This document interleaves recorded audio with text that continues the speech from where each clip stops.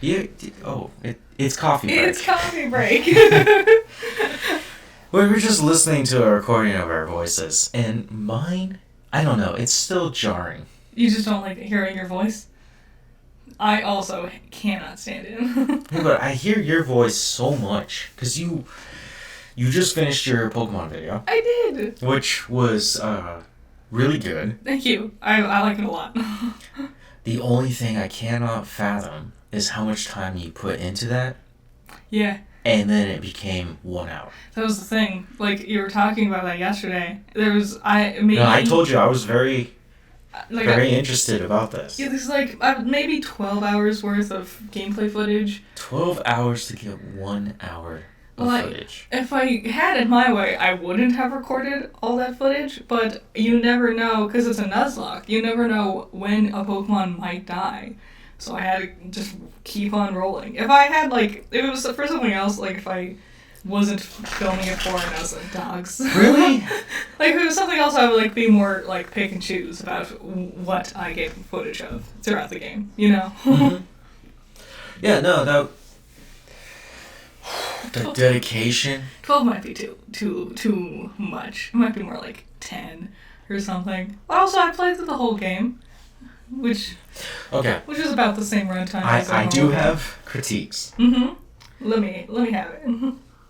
I understand that you said you want to become a champion so you don't have to fight Team Star. Mm-hmm.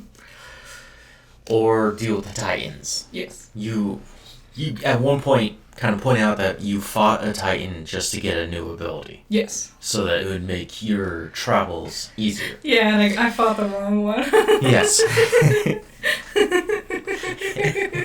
And that makes all sense to me. One of the rules of Nuzlocke is you go into an area, and the first Pokemon you either capture or kill. Yes. And then you don't get that option again. Yes. You took that away because they were openly out there. Yeah. And in this one, yes, the 3D animation. Uh-huh, yep. You know what sucks to me? Because you were talking about it in your video. Mm-hmm. And you were like, it's just lagging, it's clipping, mm-hmm. It looks like shit. It really does. And you know what's crazy to me is that this was the game that came out after Pokemon Legends Arceus. Yeah. In Arceus, they are very functional, mm-hmm. and you don't clip. It's nice, it's stylized, it's bright, it looks good. Yeah, and you can see them 100 meters off. Yeah, it's crazy that this is the one where they were like, eh. Apparently, the day before I posted my video, the Pokemon Company is talking about how they can increase quality but keep their, speed of releases, and everyone's like, you can't. What does that mean? They want to still release a new game every 2 to 3 years type deal, but they're like, but the animation quality is suffering. And they're like, how do we fix that? It's you can't. You have to either really do some heavy lifting with how your internal production is working, yeah. Or the much more logical answer is take more than 2 years to make a game. Yes, yes, okay. So we don't need a new fucking generation every 2 years. Yeah. Do you remember how long it took back in the original time? Mm-hmm. Sinnoh took forever. Mm-hmm. Sinnoh took so long. I had a DS. Yeah. Unova. Everyone was... There was this... Dude, yeah, in that gap. There was the rumor that Unova was the last Pokemon game. Yep. And it was so long until Gen 6 came out that I was fully believing it. Unova came out when I first started high school, and then Gen 6 didn't come out until after I had graduated. Yeah. Crazy. You can just take your time, Nintendo. You can. I also feel like the new Pokemon Snap mm-hmm. and Legends Arceus mm-hmm. were made by different teams of actual fans. Yes. That's if you and want... So, well, hold on. You're talking about them wanting the mainline production, right? Mm-hmm. Which team are we talking about? Yeah, I don't know. I don't know how many teams there are. Also... Personally, when I was learning about Pokemon and Nintendo and how they're functioning as a company, mm-hmm. it was Gen 7 where they had the biggest hiccup. What hiccup? When I saw this, I knew immediately there was very big problems underneath everything. What it was X and Y had been released. Yep. They introduced Megas. Yeah. I rant and rave about them. Yep. Okay. That didn't go over well. It did go over well. Yeah, no, the fans love it, but within the company, they did not like that. They didn't like giving fourth evolutions to certain Pokemon, right? Yeah. And now you can go X and Y, different thing. Barely any new Pokemon, and they introduced Fairy. So now they just threw a giant wrench into the entire franchise. It was exciting times. Oh, I loved it. Everyone was talking about it. There was so much speculation and discussion around it. It's crazy. Yeah, just even now, learning more about the Megas, you're like, this is interesting. Now, they wanted to do Pokemon Z. Yeah. And this is the wrench. This is the thing that made me go, uh-oh. Because they had traditionally come out with red, green, blue, yellow, Yes. silver, Gold. crystal, Yep. Been doing this the whole time. ruby, Emerald. sapphire, emerald, Yep. right? Platinum. So that was supposed to be a thing. And with Gen 5, they did the sequels, Yeah. which Sun and Moon would reflect, right? But when they tried to make Pokemon Z, Yeah. it fell apart. Well, X and Y had a lot of problems. It was pretty panned when it first came out. Yeah. No, it was a very linear game. It's very linear. The animations are not impressive, despite finally being 3D. And also, it doesn't run amazingly. No. Every battle is super easy. Like, the champion has 5 Pokemon. Every Elite Four has 4 Pokemon. It's such an easy game. Yeah, the Elite Four and the champion. I would train. I hate that I just did that with my mouth. It was so loud that time. Look at that. It's spiked. You can see it in the audio spike. I'm so sorry you heard that. I would train a Lucario, right? I erased all his stats and then built him up because they had that mini game. Yep. I made him perfect. Yeah. And then I would use this Lucario because he was like level 70, right? And I was like, Mega Stone, we'll do this. And it's just me and him going through the Elite Four and the Champion. Nice. To grind him out to 100. Cool. A lot of people did that. Yeah. A lot of people used them because they were so easy. Yeah, okay. Anyways. I feel like we were going to say something, but we got derailed. Oh, I was gonna say, like, I wish there was more spin-offs. Like, yeah, there's finally the new Pokemon Snap and Legends Arceus, but I remember, like, the weird, like, Pokemon Mystery Dungeon. I would kill for that game again. With, like, just other weird just things. Came out. No. What do you mean it just came out? Yeah, like 2 years ago. For Nintendo? Nintendo times? That's very recent. It was a remaster of the old one. I want a new one. You also say that, and I'm like, what about Go?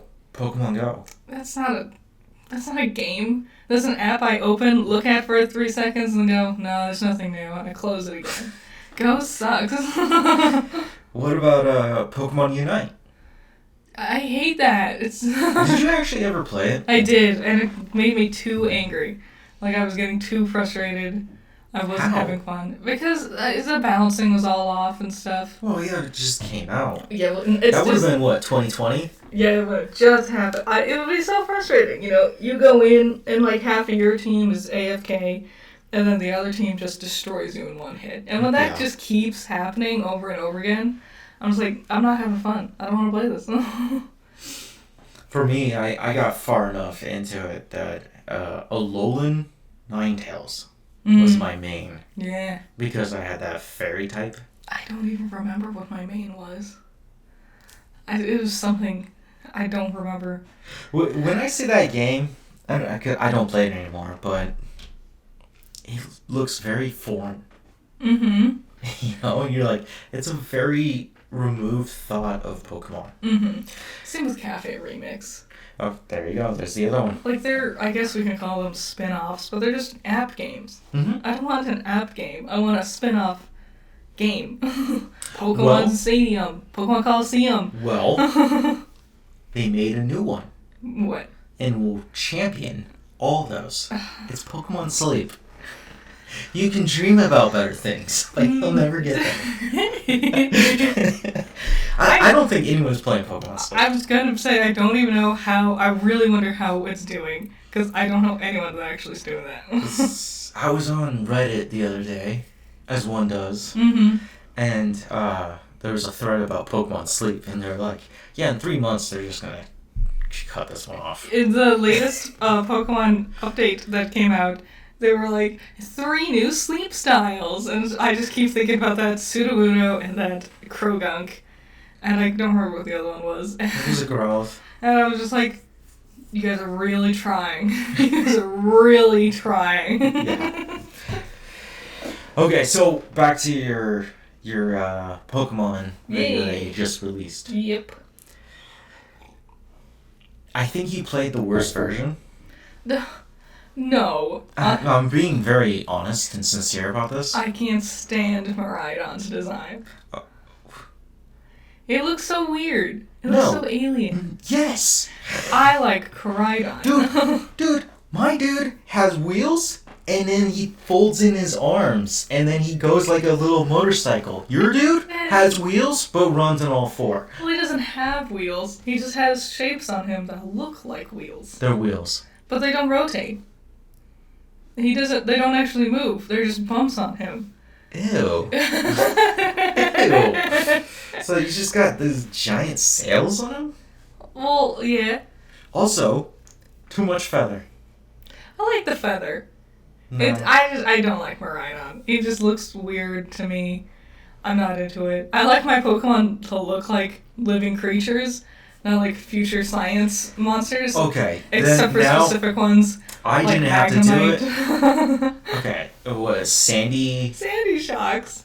Shocks? Disgusting. I I look at it and I want to throw up. love it. It fascinates me. No, I hate it. I'm watching it walk. Uh-huh. No. It's fascinating to me because Magnemite feels like one of like a new age Pokemon, you know? Because it's made out of metal and screws. Well, what's the story behind that? Well, it's based on like a yokai. I don't remember what it's called. Similar to Electrode. The idea is if something gets used for 100 years, it will become sentient and come alive. And that's the premise around the man-made Pokemon that they had back in Gen 1. So I guess the idea was that it was just one day there was Magnemites once the Industrial Revolution hit. But now we're knowing it's an ancient creature. So now it's like the Vanillite conundrum. You know, it's not a yeah, Pokemon based yeah. on ice cream. We made ice cream based on the Pokemon, you know? Sandy Shocks existed, and then we made technology. Okay, so some of the listeners probably don't know about that weird conundrum that you just talked about. Yeah. I've tried to dive into this, and it makes no sense, but yet it does. The history of Pokemon is fascinating to me. It's creepy how Pokemon is more realistic than you think. Yes. The idea that Staryu and Starmie are Mhm. not actual Pokemon, Mm-hmm. they are from another world, Yup. and that they had come here, right? And then eventually we do Ultra Beasts, right? Yeah. Which are not Pokemon, They're not. and that's why they look superficial to other Pokemon. I do love the in-universe thing of, I don't know what to do with this alien creature. I will treat it like it's a Pokemon and Yes. shove it into a ball. In what I'm saying is how close it is to reality. Mm-hmm. The jellyfish. Yeah. People, scientists, smarter people than us. Fact, peeps. They're also in this conundrum with that creature. They're like, it doesn't make sense. I don't even know why it's here. I don't have any fossil records of it. Yeah. It's so it just weird. appears, It doesn't have a brain or a heart. It just... but it's still fully functional. And sometimes they can just kill you. They're huge sometimes. Like what was that one? The phantom jellyfish? Oh god, go check out the phantom jellyfish. It looks like Giratina, to be honest. It is scary. Yes. Yes. Yeah, it is got long, lanky And it's... tentacles. Yes? Frills? I don't know, because that one looks so weird. Demon attachments? Yeah. No, the thing is also, because like jellyfish and like squid and whales and things, there's Squid, a common... yum. There's a common concept of them being associated with space, like space whales, sky whales, space octopi. Like there's so many. Like Zelda has done this, Star Trek has done this. Courage the Cowardly Dog did it, but Courage was referencing Star Trek when he did it. It was What? What, you didn't know No. about you didn't know about the sky squids? I hate Courage now. What do you mean? It was a beautiful moment. I'm not a Trekkie. He found a gigantic squid out in the desert in the middle of nowhere, and it just wanted to go back up into the sky. I don't remember how he did it, but he did. And then they made stars, and they were the star makers. Oh, it was beautiful. Courage was beautiful sometimes. I don't remember that at all. Yeah, Courage was wacky. No, I think he made that one up. I swear. I'm pretty sure I've seen them all. I've even watched the Scooby-Doo spinoff. It was a really good spin-off. God, it's such a good It spinoff. was really funny. No, the Star Makers. I mean it. That's real. That's real. I promise. Okay. Sounds fake. But... Everything in Courage sounds fake. Like that one time he was having an existential crisis, and he thought, and he thought he was worthless, and he was really depressed. And then the fish that they were gonna eat for dinner was swimming around in the bathtub, and the fish popped out. And he reassured Courage and told him, "You are valuable, and people love you." And Courage was like, "I am, I am loved." Wow. Courage was fun. Okay. I feel like I want to keep talking about Pokemon, but then you bring up Courage, and now I'm just like, let's dive into that. Yeah. Do you want to do that? Sure. Okay, well, we're done with Pokemon. Go check out Critter's video. Thanks. She played the worst version. No. Your team? Pretty good. Pretty solid. Ugh. Also, choosing your starter? Uh-huh. Dumb. Chose the worst one. Well, I didn't even keep it. I know. I didn't need to bother. Also, why didn't you give that to me? Because I need to Wonder Trade it. Yeah, you could have Wonder Traded it to me. That's not how that works. Okay, well, check out her video. Now, Courage, the Cowardly Dog. Yeah. What the fuck? Man, I can't believe Cartoon Network got away with all of that. It is disturbing. Like, you watched a documentary about Nickelodeon and all the stuff they got away with. Yes. I would much rather watch a Cartoon Network documentary, because they did. Courage alone. The Powerpuff Girls. You know, Codename Kids Next Door. Oh, dude, oh my. Why is he bald? Is Is he a cancer patient? No. Is this sadder than I think? No, he's not bald. He's referencing it's a reference. He's referencing Jean-Luc Picard. Is the thing. What? Yeah, they're all. Hold on. They're all. This was supposed to be about Courage, and now you've brought up Star Trek consistently. I didn't choose this. I didn't make this reference. I didn't decide it. Someone at Cartoon Network really liked Star Trek. I think we found Trekkie in here. Oof. It's because all their names and designs, like their numbers and their designs, were references with each other. For example, in Star Trek, Jean-Luc Picard's character, Captain Picard, would often refer to Riker as his number one. And number one looks like Picard because of that. That's what they say. I don't know if that's true. That's the rumor I No, that heard. doesn't make sense. Okay. Yeah, because Picard isn't the number one, Riker is the number one. Yeah, Riker's his number one. Yeah. He doesn't look like... Never mind. I'm done. You just heard that. That was me going really quickly through a conversation saying it's not worthy of having. when you internally realize, no, I don't want to do this right now. What is the scariest episode of Courage? God, King Ramses. King Ramses' tablet. It was like CG, like 3D model at the time. Tell me the episode. Okay, so these thieves have stolen King Ramses' sacred tablet from like the local nowhere museum. It's cursed, and King Ramses is going to attack them with the curse. So in a desperate attempt to get the curse off of them, they lob it out of their vehicle. Eustace picks it up, because of course he does. He wants it, he thinks he can sell it or whatever. King Ramses' curse sets in.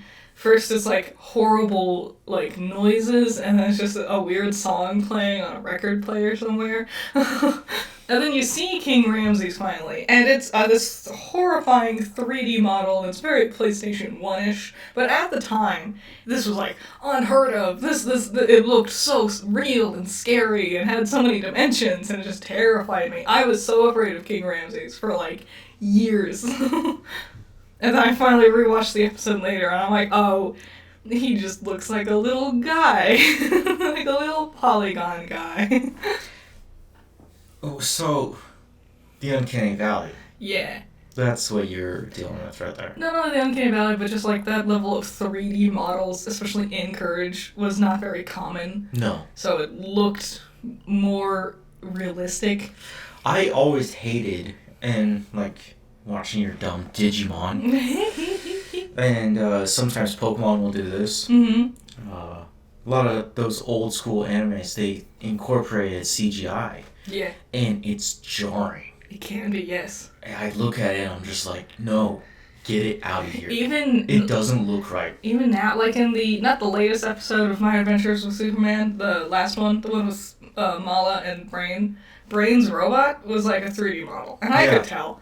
And it looked fine enough. It blended well enough together. It's also weird that we've never seen him in that state. In what state? Being a fully functional Yeah, you would think robot. he's usually just like a too tall Roomba. Yeah. It's just get a trash can and put a brain on top of it, and it just moves on its own. So accurate. I don't know, like all the creativity in the world with these like comic creators, and then it's like here's this brain-powered robot. It's like he's just like a dude on a stick. That's it. And yeah, seeing him like actually move and fighting next to Clark. He's like pointing with his robot. Yeah, he had digits. It was weird. It was really weird. I didn't think about it at the time, but now that you pointed it out, I was like, oh yeah, wait a minute. Why? Because usually he has like telekinesis or whatever, so he can just pick shit up. Yeah. But like, yeah, having a more functioning robot would Also, they make took more that sense. away from him, didn't they? He might just not have unlocked his powers yet, fully.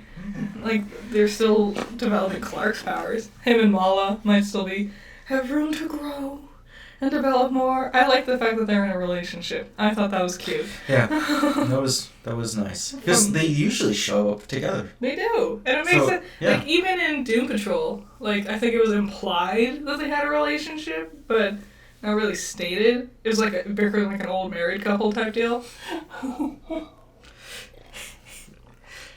Nice callback to Doom Patrol. I like Doom. I've been thinking about that last season. We haven't seen it yet. And I'm like, is it time? Am I ready? You've probably spent too much time with me. I already liked Doom Patrol before I met you. I just didn't know that's what they were called. Okay. Because they were in that one little mini arc of Teen Titans with Beast Boy. Yeah, so they also show up in the Arrowverse. Yeah.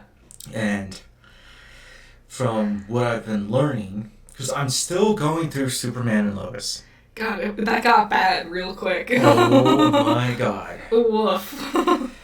I hit an episode where we're supposed to be in Bizarro World, and our Superman's there, and then for some reason, just like the turn of the page, he's now like a committed husband who's upset at his own sons who are not his.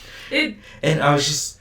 I watched him and Lois scream and yell at each other while they're in front of cameras. And I was just like, I can't do this. I really can't do this. A CW show.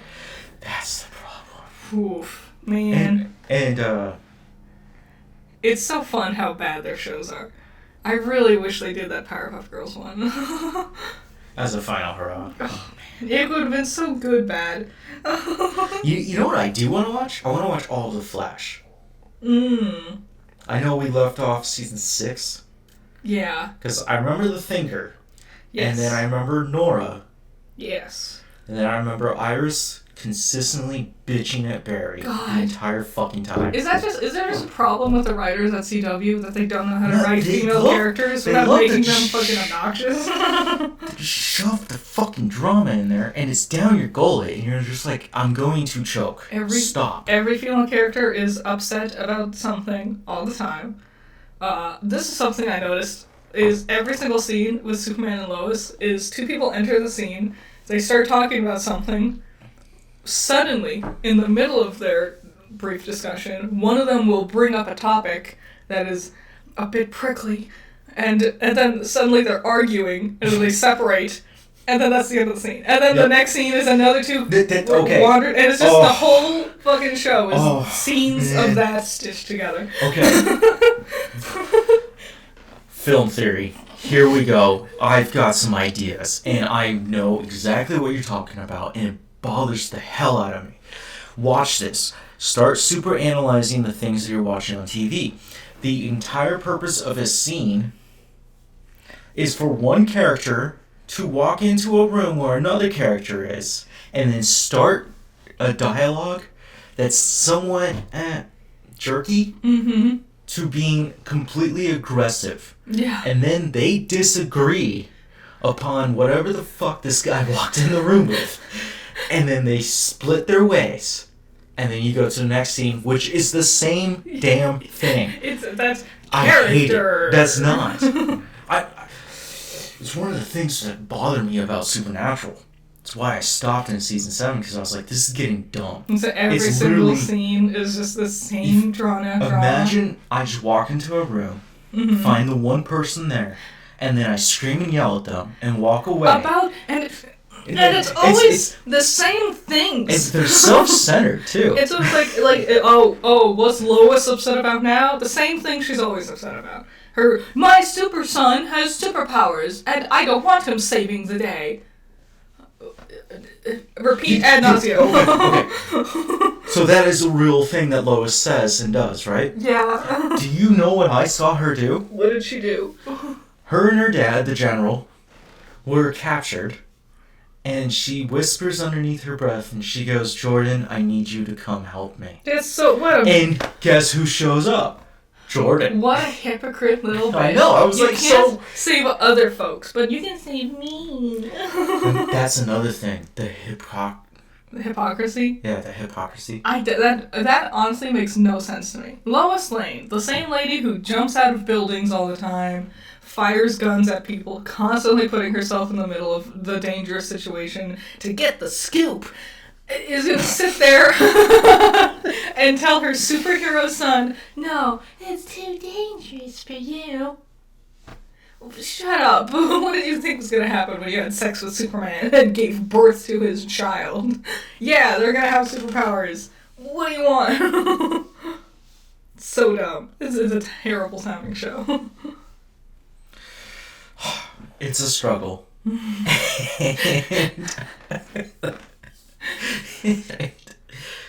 Steel, who was presented as the faux bad guy in the first season. Yeah. At the end, he got seriously messed up, just helping Superman. That'll happen. And halfway through season 2, they reinsert him. Oh, good. With all his daughter problems. Oh, great. She's also there, and she's upset still about mommy not being mom, despite this is a different fucking universe. Like, I think you could wrap your head around that. I was like, dude, it's been a year. Yeah. you've had enough time to grieve. Like, it's very clear.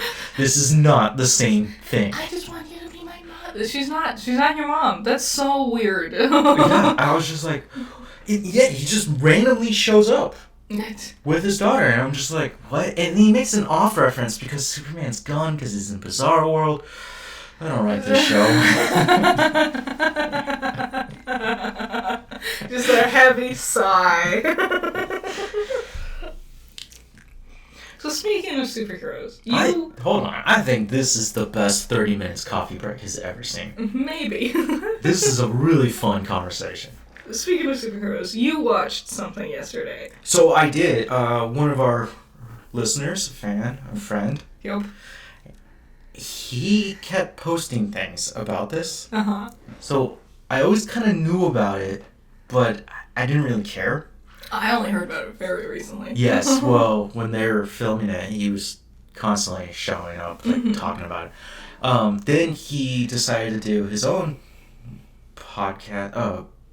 Like review or whatever? Yeah, and he mentioned that it was out. So I looked it up, and Spider-Man Lotus is... it's a thing. It's here, and it's the most bizarre Spider-Man film I've ever seen. I feel like you told me it was 2 hours. I feel like you were watching it for like 3.5 hours. Yes. Also, every time I walked past, the only thing I heard was like the same sounding, solemn, plunky little song. Mm-hmm. Like, oh my god, sad times type song. And I'm like, how long can this sad montage last for?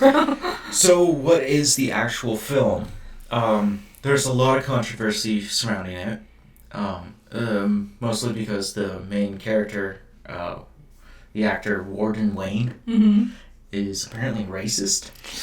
Which is not good. Not good. And then the director and creator, Gavin J. Knope, Okay. has supported him for that. So, I'm not saying... Oh, well, would you look at that? All those folks on that poster are white, aren't they? Here's the weird thing. Oh, yeah. Oh, I love that Peter's standing next to Peter. Oh, is that? Dumb. Yeah. Stupid. So why is it called Lotus? Why is it called Lotus? I don't know. Oh. I don't know. I thought there was going to be like some metaphor made. So, I had to do that on my own. Yeah. And I was like, there's no way anybody is also going to do this naturally. Because I'm going, why Lotus? What do you mean? I was like, maybe there's a Chinese theme and he's going to fight Mr. Negative. I legitimately had that thought. Maybe there's like a metaphor they make about surviving if you float on top of the water or something like that. And you gotta find your own pond to swim in. Some like stretch, but metaphor. Yeah. Metaphor. We rewatched Guardians 1 yesterday, and I forgot how hilarious Drax was. Nothing would go over my head. My reflexes are too fast. I would catch it.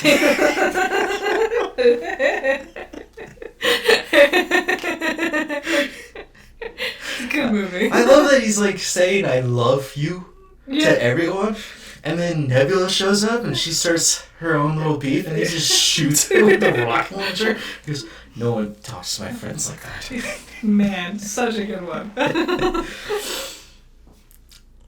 What was I going? Oh, Spider-Man. Lotus. Okay. Yeah. Why is it called Lotus? Did you ever figure it out? I think you have to do that on your own. Okay. Which I was like, why? Why would you do this? I've heard that Spider-Man is completely out of character. Oh. Like he uses human meat shields to protect himself against the bad guys. No. No? No. I did hear that there was a stunt that they did that was incredibly dangerous. There is very, very, very small amounts of fighting. In fact, it's all at the beginning. A lot of what I saw was just one dude sitting around looking mopey. I'm going to get to that. Not in costume. I'm going to get to that, okay? He fights Shocker. Hot. I hated Shocker's design. You can tell this movie cost $25,000. And all that budget went to their own cameras. Probably the IP campaign to scare away the fact that he's a racist. I don't know. You described it like a bunch of garbage bags. Shocker's outfit? Yes. No, you can tell it's cloth. Cool. And I was like, no, he's got actual gauntlets that he can use and punch with. And Homecoming did this. The weird thing is, like, you didn't have to go with Shocker. I know. You could have picked any villain. Do you know, if I had to make a low-budget Spider-Man film, and I had to choose a bad guy, but I don't want to go with Green Goblin. Yeah. Which, yes, Gobby's in there. I did see him. Did you actually see him? Well, the trailer was playing while we were recording. Yeah, he kept watching the trailer. I was just confused because I didn't realize it was Goblin at first. Who would you go with? If I had to go with a low-budget Spider-Man film and I had to pick someone... Oh, man. I don't know. I don't know a lot of Spider-Man's, like, side characters. Rogue Gallery. Yeah. No, I'm pretty limited to just what the movies have. Maybe I think you could do something kind of unique with Mysterio, where you don't have to do like the whole bubblehead type deal. But nah, he's gotta have that, dude. Yeah. He's gotta have the dumb cape. He's gotta have that weird like Kevlar suit. Which who's shooting at you? I guess if you get a big enough guy doing what's it? Kingpin would be pretty easy. Okay, well, dude in a suit. Wilson Fisk is a little too big. Nah, I mean, I'm talking low budget. Like, you can't do Wilson Fisk. Who would you go with? Me? Yeah. Chameleon. Why? Because he can look like anybody. It's just that easy. If I had to make a low-budget Spider-Man movie, I wouldn't. Exactly. I'm just like, nah. If I had to make a low-budget superhero movie, I would probably go with Batman. Actually, if I had to do it, right, it would be a romance story between Black Cat and Spider-Man. Oh, that'd be cute. Yeah, I would actually really mix it up. And I would throw Chameleon. And I could totally get away with this. So, Spider-Man Lotus. Gobby he messes up Spidey. Spidey ends up fumbling hard. When Stacy dies. What? Unheard of. It happens off camera, which I was like, oh, cool. I mean, it's weird. I can understand why you would do that off camera. When Emma Stone's Gwen Stacy falls down, and Garfield shoots his web, it's that right there, and I don't like that. I understand it's what heralds into the Silver Age, you know, why comic books start getting more grittier. So, I can't be upset about it being off screen while it is still there. Anyways, the majority of the film is Peter coming to terms with it. Okay. It's him processing. He treats MJ like shit. Great. Yeah, which I was like, I don't know why we did this and how we're supposed to believe it. Harry shows up and he's a pill popper. Oh, jeez. And he's been gone for like 3 months. That's the thing with a lot of like fan interpretations of things, is they tend to interpret like, oh, real means dark. Real means like the gritty. It's like, no, it doesn't have to be. He spent a lot of time with this kid that you can see at the very top. And like that's got to be 20 minutes of the film. There's a lot of it. And the kid's obsessed with Spider-Man. And then they start playing video games together, and the kid asks him what happened to the girl on the bridge, which is Gwen. And he told him. And I was like, no. You can't do that. That's not what Spider-Man is. You just broke him. And him telling a kid his failure, that's... No. I'm sorry, just no. It's a horrible thing. I always see Peter in a dark light. Yeah, he's a very tragic character. Yes. That's like in the Spider-Verse, you know? They're all like, we all have something. Our one dark moment. Yeah. Okay. So, other than that, the movie is just a lot of talking heads, and really, it's just about Spider-Man coming to terms with Gwen's death. I can understand where someone came with this idea, especially after like the Andrew Garfield movie, and we never got a third one where we could explore that element for his character, and then like referencing it a little bit in No Way Home. Yep. I can understand why someone would be intrigued by following that storyline, but you have to be a good writer and not racist to do that. Yes. Kids, let's just try not to be racist. Hey, are you a racist? Boo! Fuck you! Don't do that! I was gonna say something. How did it end? Did he go back to being Spider-Man? I was gonna say a superhero, but then, like, halfway through, I was like, Spider-Man's his name, and then it... He did. He became Spider-Man at the end. Wow. Unheard. Wow. One last thing about Lotus. Mm-hmm. Metaphor. Mm-hmm. I'm gonna always say it like that because it's stupidly funny. Only I will know that you are referencing Drax. I think everyone would know I'm referencing Drax. I think it would take them a second, but then they'd be like, was that a Drax reference out of nowhere? I would have caught it. What about Lotus? What's the last thing you want to say? Gwen Stacy's hair is white. Lotuses are typically white. Perhaps you're supposed to think like, oh, it's the new turning of the page while it means Gwen Stacy. I think it's a stretch. It's such a stretch. It's like, why would you call it this? You could go Snowfall. That's the same thing. Snow is white. She fell. Well, okay. Is Snow White white? Oh! Let's talk about Snow White. Man, I've been keeping up with the Rachel Zegler stuff. I hate her. I hate she. It's every day. I'm talking about like wildfires in Hawaii, which my heart goes out to you. I'm very sorry. Yeah, I hope things get better. Honestly. The politics, which is not going well. Well, okay. In my defense, my TikTok algorithm reset, which happens every now and then. It's all the like news channels I was following.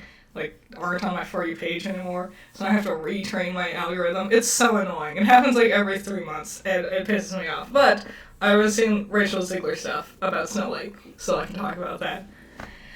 Annoying. She's so horrible. She's done like 4 different like interviews, and in every one, it becomes more and more clear she just hates the character and hates the movie.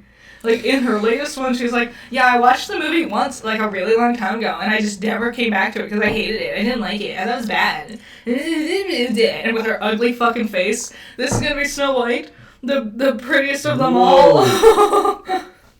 Wait. What? Mark Webb directed this? Oh, no. Who's Mark Webb? Amazing Spider-Man. Oh, Amazing Spider-Man 2? No, and another... Also, the director of the Miss Murder music video. Wow. It all ties together. What we didn't even mean for the Spider-Man to be. I really hope that he got better, but this sounds so bad. And it's not the 7 dwarves anymore. It's the one dwarf. There's one dwarf, and it's the only dwarf that ever gets any fucking, like, roles in Hollywood.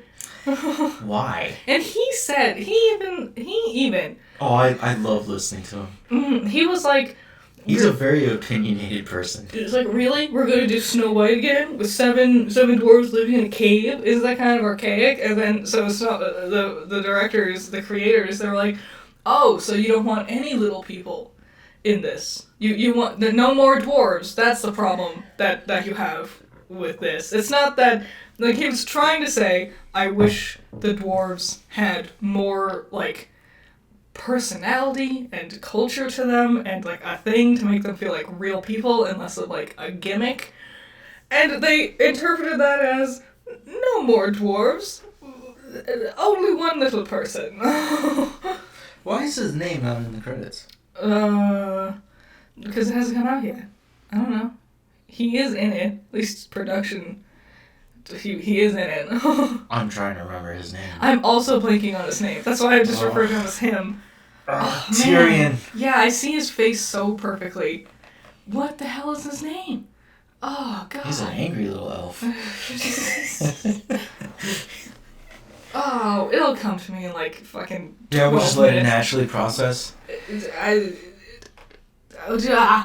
So like, and now Rachel Ziegler's being like, the prince is a stalker. He stalked her across he stalked her the whole movie. It's like, you haven't seen the film. He did not stalk her. The evil queen was the stalker. The prince is barely in it, and everything she's talking. And now she's like, maybe we'll just cut all of the princess scenes out of the movie because every time she speaks, I hate it. Yeah, so okay. There's a lot to. A lot of process. Yeah. Oh my god, I'm still. What is his name? What is his name? I'm gonna look it up. No, you're gonna cheat. Yeah. What? Snow White is Snowdrop. The Grimm's fairy tale. Well, there's more than one. Which Well, is yeah, it's a fairy tale. It's folklore, right? Mm-hmm. Walt Disney himself, did a lot to make sure to change that story into the romance that it is. Mm-hmm. The original story is horrific. Yeah. There are things there that I don't want to talk about. Peter Dinklage. Peter Dinklage. That's his name. Yep. I want to watch Godzilla. Anyways. You ever get those weird, like, impulses where you're just like, I gotta Not express. in the middle of expressing a different thought. Like, The ADHD I've is only getting... seen Godzilla vs. King Kong one time. Okay, are you gonna finish what you're saying about Snowdrop? Oh, yeah, no. Walt was very proud of what he did. Yeah, it was And it's a beloved classic. it's a huge feat. A huge marvel. So it makes no sense to try to readapt it and trash it? Like not only like completely change every single aspect of it, also her dress is super ugly. Every behind the scene like picture we've seen, her dress looks like really cheap like Spirit Halloween kind of dress. It was like you could do so much. Yeah, you see that? That's actually what she's wearing. This horrible, ugly yellow monstrosity, that's her actual outfit. Look how horrible that looks. God, I hate her face. I feel like a fly would just zoom right in there. God. Like, why? When you brought out the one statement about her, Uh-huh. where you said her eyes are too far apart, They are. that's all I can see. I can't not look away from it. Here's a picture of the seven not dwarves. Ugh, it's like it makes me think of when they made, in the latest Peter and Wendy movie, when they made the Lost Boys, some of them are girls, and they stop in the trailer and go, Lost Boys, but you're girls, and they're like, so, and that was it. And if you actually watch the movie, they are not in that. They are essentially just paintings on the wall for how little characterization all the Lost Boys have. I was like, oh, so you did that just for the trailer to be like, look at us, we're being inclusive. And I'm like, that's what these not dwarves are going to end up being. They will all still have no character traits. And it will be, I'm really putting the cart before the horse here, but I have no faith in this movie. If they can axe Batgirl, they can axe this one. So, we get into a deeper territory with Disney, the corporation. Yeah. They are not doing good. No. They are hemorrhaging very badly. I guess. Bob Iger, their CEO, is publicly falling. God, remember when it's like, oh, Bob Iger's back. Oh, maybe things will get better. And It now was it's supposed just to be, getting worse and worse. and he's getting more and more aggressive. Yeah. He keeps saying things where first he was like, if they don't want to act, then don't let them act. Yeah. And then he was like, I'm more committed to doing this than anything. So he started a committee to go after the union to help the union, but bully them into he's doing a lot of bad things. Yeah. He's going up to bat against Kevin Feige. Who's also not doing amazingly. Yep, he's not doing good either. They- And he's turned around and started to attack Kathleen Kennedy of Lucasfilm. Who also is not doing amazing. So now, It's just three losers arguing with each other. three losers who are fucking supposed to be on top of it. That we all love something that they've made, and they're just screaming and yelling at each other Just fumbling every single while ball. the damn thing is burning down. It's just, I think the thing is with all three of them, but especially Bob, I think he's so just out of touch with it. He doesn't understand, like, the movie process. He doesn't understand, they don't understand what audiences want anymore. He does. I don't think so. Yes, he did it once before. Well, I know. I He don't- was the hero. That's why Kevin and Kathleen have jobs. He's the one who put them there. When was that? 20 years ago? A lot of things changed. 2012. A lot of things changed I in love the that. last 10 years. I don't think he knows what people want. I don't think he knows how to push forward quality content that people want to see. Yeah. And I'd So- get rid of them. Yeah, that would be interesting if we just clean house. Get someone who's like under the age of 40 to maybe be in charge of this stuff. That'd be pretty cool. Someone who isn't like 1 foot in the grave. You'd probably just get another corporate machine. Probably. Ugh. So, their films are losing a lot of money. Mm-hmm. Last one was Haunted Mansion, Yeah. which I didn't see that anything was actually bad about it, except for Jared Leto. But Yeah, everyone said like it's fine. It's just not like amazing.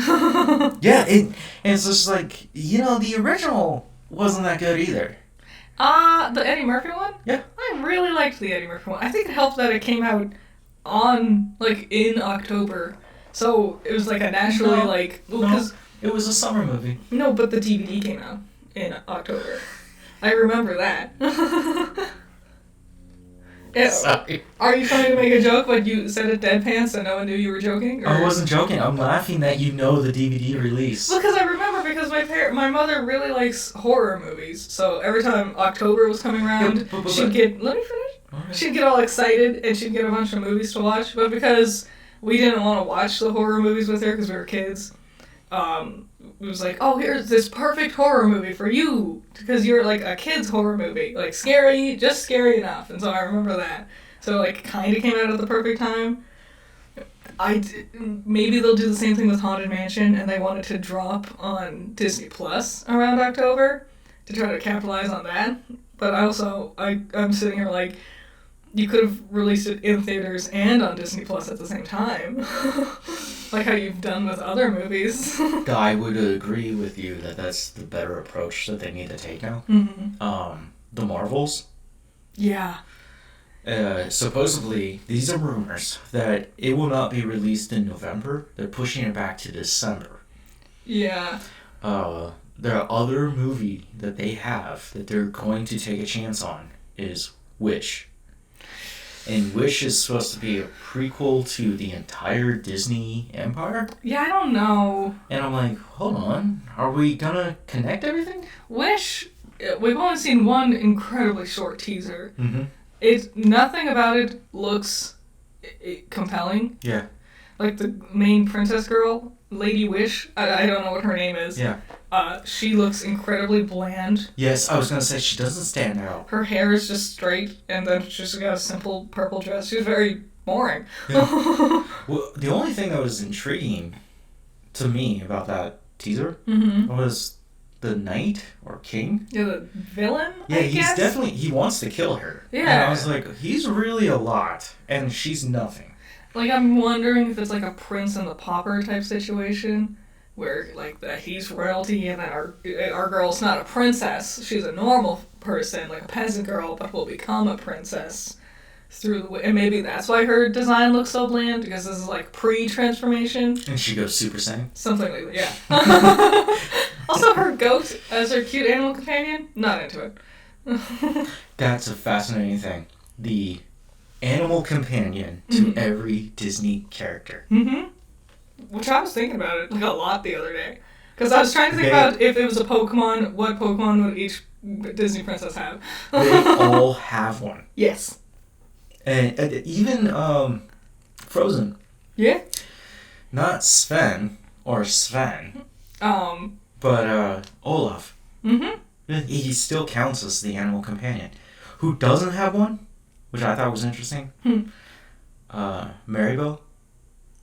Who's... Maribel? Oh. Am I saying her name wrong? From Encanto. Yeah. Encanto. Mirabelle. Yeah, Mirabel. Yeah. Maribel. I think you got the A and the I mixed up. Okay, whatever. She has like a parrot, Yes. and then he just takes off. Well, at least I'll have a friend. Nope, never mind. He immediately flew away. The parrot's voiced by Alan Tudyk. Did you not know that? Why? He's been in like every Disney movie for like the last, like every animated Disney princess movie for the last like 5 movies or something like that. We're talking about Mr. Nobody? Yeah, he was also the Duke of Wesselton and the Duke of Weaseltown. The one movie that I never recognize him as himself Mhm. is Dale and Tucker versus Evil. I had completely forgotten. I only see Dale. Because when I first watched it, it was years ago. And I didn't really know who Alan Tudyk was. Like, I didn't know his face. I knew Yeah, his he's voice. just starting. So, like, I watched it, and I just thought it was, like, a couple of nobodies in the movie. And we rewatched it recently, and I'm like, is that fucking Alan Tudyk? It's like a goddamn suicide pact. These kids are just killing themselves. He dove head first into my wood chipper. If you haven't seen this movie, go watch it. Dale and Tucker versus Evil. Evil. It's so good. It is rated R. It's a horror film. Mm-hmm. It's very gruesome. It's a satire. Oh, I wasn't going to tell them it's a comedy. I was going to let them experience that on their own. I didn't know that going in. And so for the first, like, 10 Dude. minutes, it's when we were following them in their truck afterwards. And I'm like, we're spending a lot of time with these hillbillies. Oh, wait a minute. They're the heroes. The first time I watched it, I was like, whoa, this is so cool that we just flipped the entire horror genre onto its head Yeah. and made it more of a comedy. Uh-huh. And then I had to show my parents it because I was like, nah, this is so cool. And they're like, we don't want to watch horror. And I'm like, trust me, you don't know what you're getting into. And they loved it. Mm. It is so good. Hell yeah. And then I showed you it. Mhm. And yeah, the same thing. You expect it to be a horror movie, a slasher really, Mm-hmm. and it's not. It's so not. Man, good stuff. Should we wrap up with box office trolls? Yeah. Box office trolls. Barbie, still number 1. Unsurprisingly. Oppenheimer, still number 2. Good for them. Teenage Mutant Ninja Turtles, Mutant Mayhem. They have a scarily dedicated fan base. Yes. The TMNT fan base. I like me some turtles. I really liked the live action movies back in the day. I thought they were great. There's also that animated one in 2013 or whatever, 2011, something like that, 2012. Is that the one where Raphael and there was an animated one where they made it a very big point that those two wanted to kill each other. Yeah, well, they didn't kill each other, but there was a lot of animosity between them because Raphael wanted to be the leader and Leo left to like figure himself out, and Raph was trying to be the leader in Yes. his place, but he just wasn't doing it. Yeah, but they don't kill each other, but there was a point where they kind of came really close to it. And then they learned to work together. Well, they're brothers. Yeah. And they were the fighting demons in that one, which was interesting. Shredder's there. Yeah. But yes, they were like weird shadow creatures that they were fighting. I like Teenage Mutant Ninja Turtles, but like the current age fan base for them Mm-hmm. is ravenous. It is huge. So- I can't go anywhere without hearing about them. I would say stop talking about it. Okay? So that they're not on to us. That we know they're freaks. They're like, I totally agree. The fan base is stupidly over-dedicated. Mm-hmm. That's why we And- keep getting, like, constant, like, reboots. Did you know there's already another movie? I figured, because there's always something They're happening. working on another TV show. Mm-hmm. They're working on a video game. That makes sense. And they have their own damn pizza. I don't know. Yeah, I do want to try that pizza. Why? Because it's gonna be bad. But I like pizza. I can't help it. Here's a weird thing. The pizza. Uh-huh. It's a frozen pizza. You can find it in your grocery store. Paramount owns them. Mm-hmm. Right? The Teenage Mutant Ninja Turtles. They made a pizza. Uh-huh. This is not the first time they made food based on their own stuff. Yep. Yellowstone Coffee. Yep. Which, if you're ever lucky enough, you should read the back of it. God. I read it to you. It's so full of itself. I didn't know a bag of coffee could have its own head up its ass. Yes. We talking about the Teenage Mutant Ninja Turtles. This reminded me of a thing that I wanted to tell you about. To interrupt box office trolls real quick for a second here. It's okay. There's a Oh, it's been an hour. We gotta stop. there's a faction of the South Park fan base that doesn't actually know anything about South Park. Because there's, like, artists on TikTok and stuff who draw them, like, more realistically. And people like those drawings of them. Like they're more realistic interpretations of what the South Park characters would look like. With, like, I've seen real these. proportions. And so they have this warped perception of what their personalities are like. And then when they go to actually watch South Park, they're like, someone had a tweet the other day. It's like, oh my gosh, I was watching South Park and they said, like, a naughty slur. And everyone's like, yeah, it's what? And someone was like, this is how I think Eric Cartman would react if you asked him his pronouns. He would be like, thank you for asking me. It's like, no, he would not. Eric Cartman He's would... the worst, most toxic human being.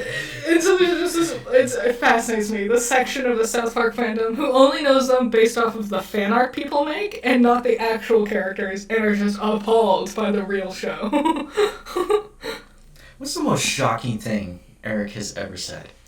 For you. I know mine. And last season, his breast implants were a little too much for me. It was when Eric, oh god, he's such a piece of shit.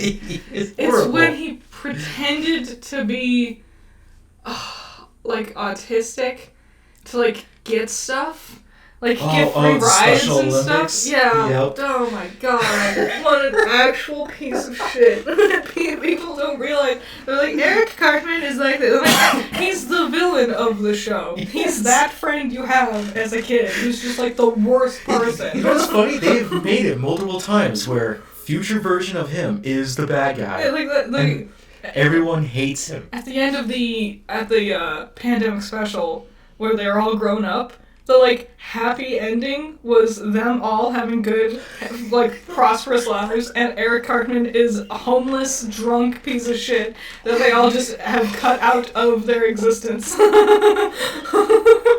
That's the good ending, because Eric is a bad person. I love the opposite of that, because he's a faithful father who's Jewish. Yeah, but like everyone No. else was miserable, and they're Yeah. like, no, you don't deserve this. Literally, their entire future depends on him being horribly vilified Yeah. for them to be happy. So, yeah, fascinating to me. Box office trolls. Oh, yeah, back to this. Okay, the Meg 2, The Trench. No one gives a care. Nope. The I last- guarantee they're gonna make like 7 more of these films. Apparently it's like a book series. Oh, really? Yeah. Yeah, they're gonna make more. I also hate that it's called Meg. Yeah. Because why wouldn't you just call it Megalodon? That's too complicated of a word for the simpletons who want to watch this movie. Wow. Okay, well, shots are fired. Yeah, I'm coming in hot. Took you an hour to get heated up like this. Holy shit. Okay, this one. The Last Voyage of the Demeter. Yeah, I want to see this one. I do too. Mm-hmm. I read Dracula. Dracula. Dracula. I never did. I couldn't find it.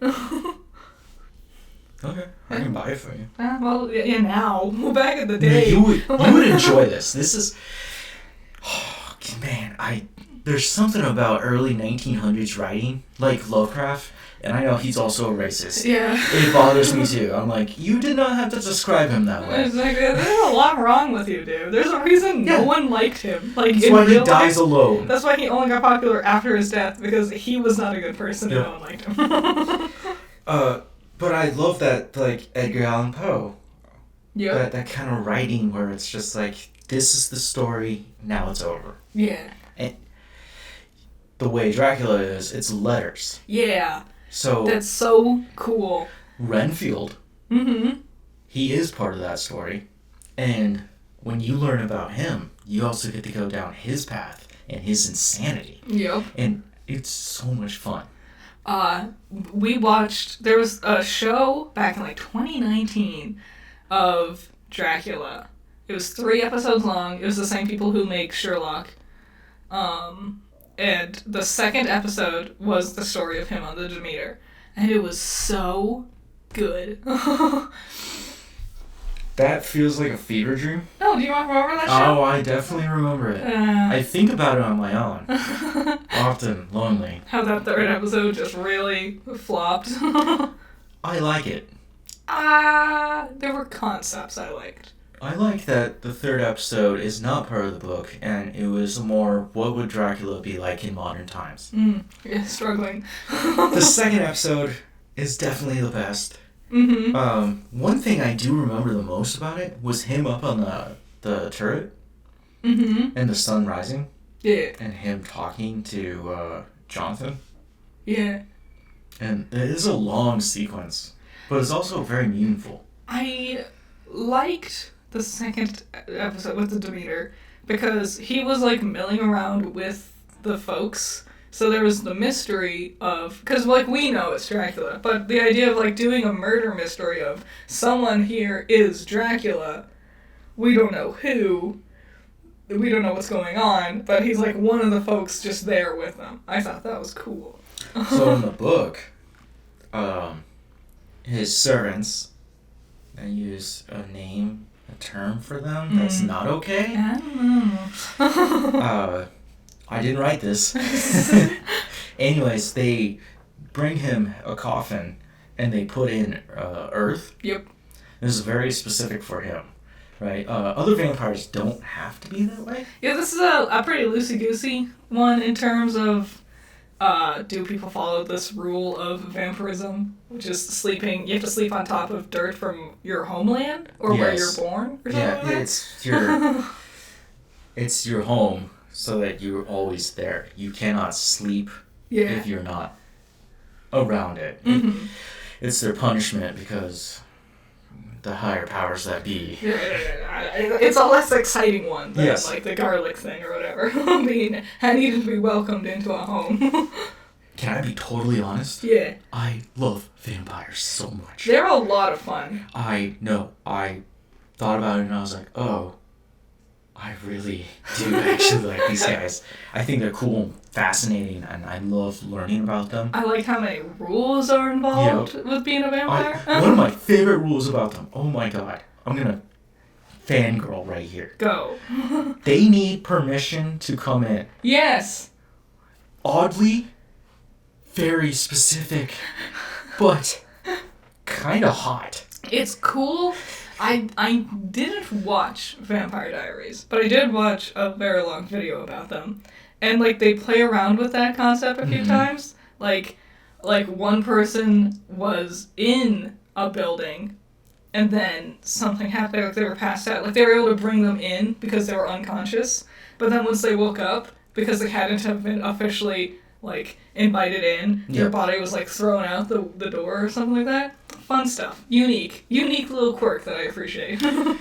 And all that fun stuff, right? Mm-hmm. And then you get to the realism of it. Yeah. Where there was a time where people legitimately feared that these were actual creatures. Mm-hmm. And every now and then they'll dig up a body, right? Yeah. Where this is insane. And again, I don't do this stuff. Whatever. They would chop off their knees Yeah. and then shackle their neck down. Yeah, and there would be like a spike or something. Yep. Like Impressed into it. Yeah. And people were that scared. Yes. That's crazy. It's insane. And then also you get into the more, like, vampires were actually originally ghouls. Mm-hmm. There's, yes, the evolution of the lore with vampires. And then eventually that was spawned off, but only until the New World is discovered, Haiti, the zombies exist. Mm-hmm. And now they're all different, and they come from different cultures. The slow evolution of a vampire being a, like a hunter, like a monster, to being this romanticized, alluring, like Venus flytrap of a person, where they're so beautiful that you just can't help but fall in love with them, so they can eat you. And then, the historical evidence of it. Mm-hmm. Vlad, the Tempish, or the Impaler, you know him as, was an actual warlord, and he's heralded in his country as a savior. Yeah. But then Bram Stoker took that image and just ruined it. Man, they did so many crazy things back in the day. Like, all of Dante's Inferno is just Dante's fan fiction of him going through the hells to point to politicians and people he didn't like and be like, haha, you're in hell because you're bad. Like, could you imagine if someone made that equivalent today? I was walking through and then I saw Trump in hell. I was like, I was like, I think you could vilify Trump really quickly. Yeah, there's quite a few who could. So you make it a comedy and have him one bad guy and then DeSantis the other bad guy. Should we finish the box office shows and wrap up the podcast? Number 6, Haunted Mansion. Number 7, Talk to Me. Number 8, Sound of Freedom. Okay, sorry. Number 9, Mission Impossible Dead Reckoning Part 1. Number 10, Indiana Jones and the Dial of Destiny. Wow, 7 weeks in and still holding on to the number 10 slot. Good for you, Indy. Good job. I don't know if I want to watch that. I really don't. I don't like Harrison Ford much as an actor, to begin with. Okay, well, you hurt my feelings. He's fine. You know his worst role? Han Solo. Yes. And we're done. You guys enjoy that podcast. That was great. Thanks for coming.